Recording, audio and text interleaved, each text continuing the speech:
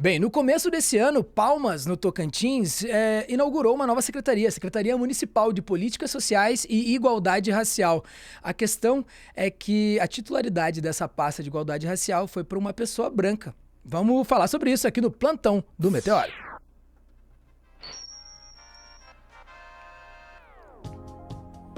Para falar sobre esse assunto, estou novamente aqui com Daiane Oliveira. Dai, o assunto, você sabe como é, mais do que ninguém, o assunto é complicado e a gente vê novamente aí a representatividade sendo jogada pela janela. Exatamente. Palmas, de fato, desculpa o trocadilho, pessoal do Tocantins, mas tá de parabéns, né? A gente tem que bater palmas para Palmas, porque a Cíntia Ribeiro, que é a prefeita de Palmas, resolveu nomear a uma secretária, uma gestora pública que já está no serviço público há um certo tempo, que é a Clezenir Divina dos Santos, que é uma servidora da educação, e Uhum. ela tem um currículo todo voltado para a educação, ela já foi secretária de educação, já foi secretária de cultura, e ela foi nomeada para a Secretaria Municipal de Políticas Sociais e Igualdade Racial. A questão é que a Claudemir, ela é uma pessoa alva, é uma pessoa branca. A Cleisiane, desculpa, troquei o nome dela. É uma pessoa alva, é um membro da branquitude, é uma mulher branca. E por mais empática que ela seja, ela é uma pessoa branca. Então, tem algumas questões ali de diálogo, de vivência, experiências Uhum. que são necessárias muitas vezes para as pastas, que ela possivelmente não vai ter, mesmo que ela tenha esse letramento racial. Então, quando a gente fala da representatividade, que é diferente da representação, é justamente sobre isso.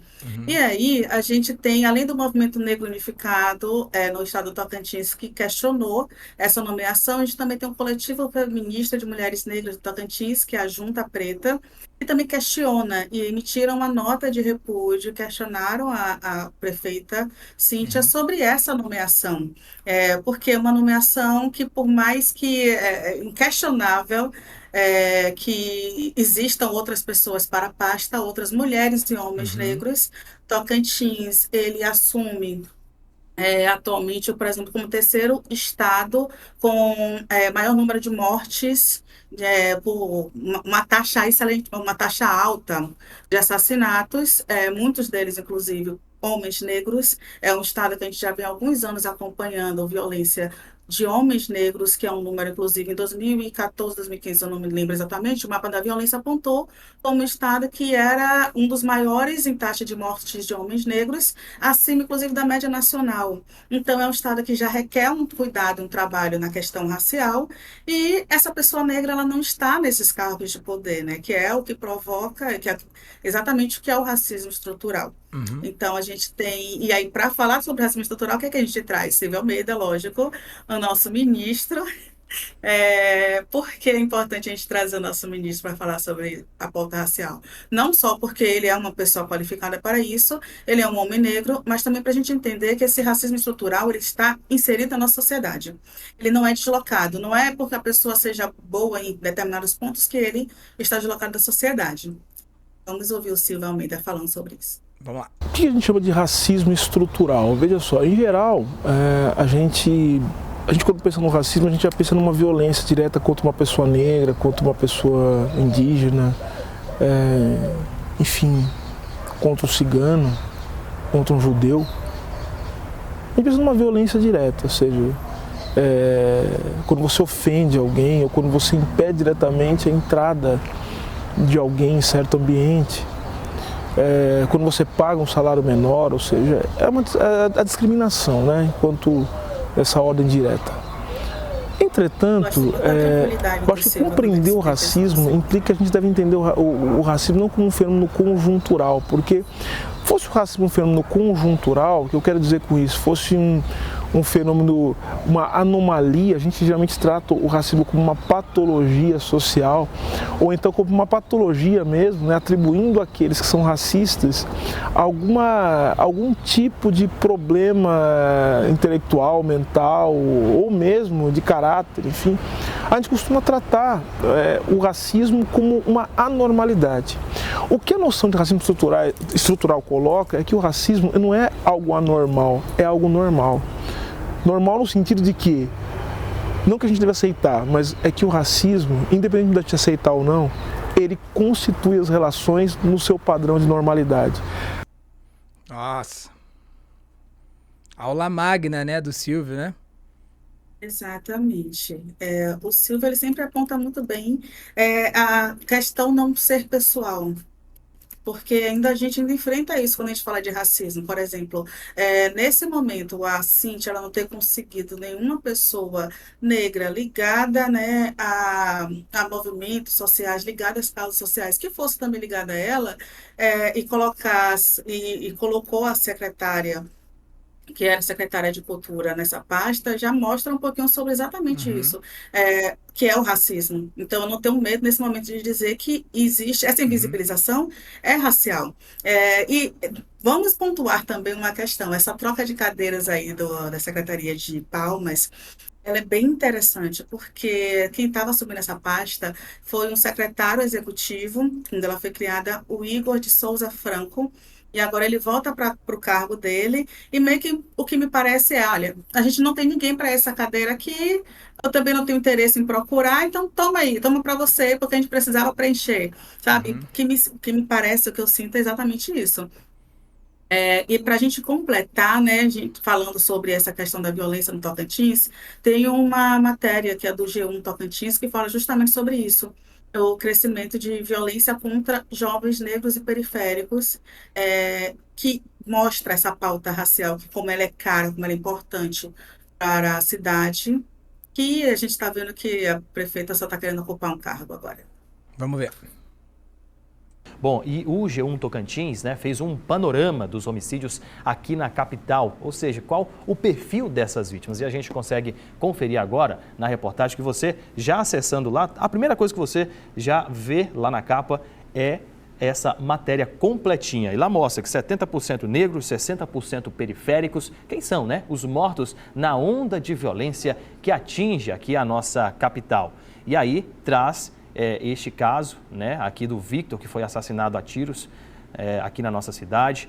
E aí vem a matéria com as informações. Homens pretos ou pardos que vivem na periferia e têm entre 20 e 30 anos, formam então a maioria das vítimas de assassinato aqui na nossa capital neste ano. A onda de violência fez aumentar, aí traz esse dado de 200% o índice de mortes na capital comparado com o ano passado.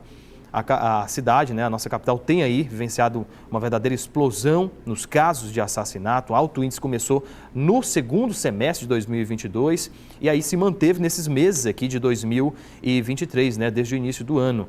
E aí, lá embaixo, vem então uma entrevista com o secretário de Segurança e também uma reportagem completinha com raio-x e o perfil das vítimas lá, homens de 62 anos, Racismo não 55% tem até existe. 30 anos, É 69% é inquestionável que o preto ou racismo pardo. que ele existe, que as mortes são racializadas, inclusive a gente certamente vai receber muitas pessoas falando assim, mas não tem uma relação direta, Ó, ela pode ser branca e pode assumir a pasta, não está tudo certo. 62% das vítimas homens, 55% até 30 anos, 69% pretos e pardos. Né? Como não observar, né, isso, né, na hora de escolha de um cargo, né? Do cargo Pois é, dessa secretaria em específico, né? exatamente, que e geralmente é uma das poucas secretarias que são distribuídas, são dadas para pessoas negras, justamente pelo que o Silvio falou lá, né? Sobre a lógica da qualificação. E aí, ainda assim, essa secretaria ela foi posta de lado nesse momento, nessa escolha. Uhum. Foi que a Cíntia resolveu escolher uma mulher branca. Eu repito isso, mas a junta preta, né, quando ela emite uma nota, ela aponta uma coisa importante.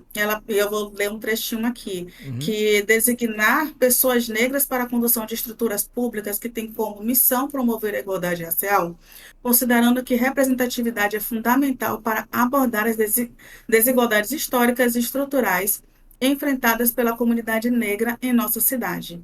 É importante a gente pontuar isso, porque isso a gente vem trazendo do lugar de fala, de um lugar de escuta, e o lugar de fala, quando fala que não é um lugar esvaziado, é o lugar de fala do conceito ali da Grada Quilomba, de você colocar o outro, né, ter aquele outro ali como seu ouvinte, entender ele, e todo mundo literalmente tem um lugar de fala, e o lugar de fala de uma pessoa branca, ela não vai ser exatamente como o lugar de fala de uma pessoa negra, assim como o lugar de fala de uma pessoa negra sem conscientização racial, sem letramento racial, também não vai ser igual de uma pessoa com letramento racial.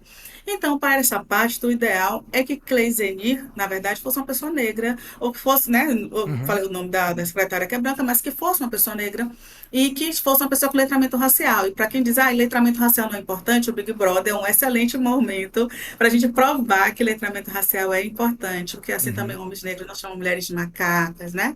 Então, é importante a gente ter essas pontuações. E só para a gente fechar essa vergonha que aconteceu aí, a gente tem uma fala da Cida Bento, Ó. trazendo a lógica do pacto da branquitude.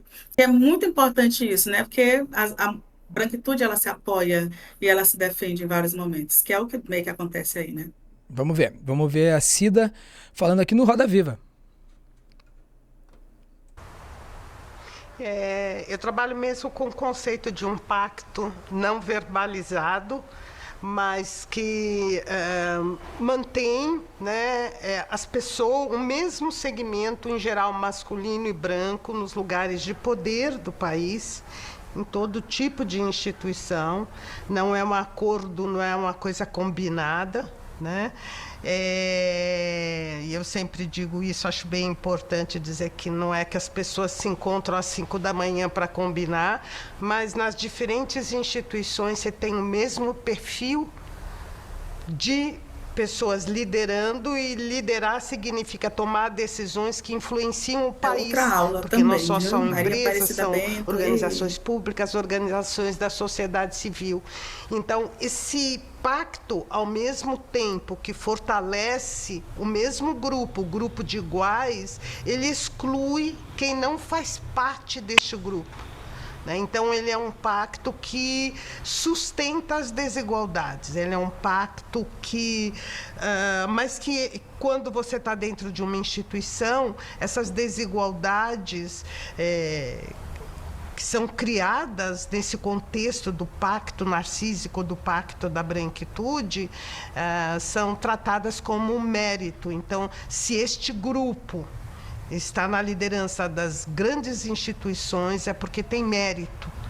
E os grupos que não estão, é porque não tem mérito, não estão devidamente preparados. Então, nesses tempos, a gente está discutindo muito acaloradamente, que nunca né, essas entendeu questões nada, das para quem nunca teve desigualdades. uma aula de Então, letramento racial, é só ouvir um pouquinho da Cida, né? Cida Bento.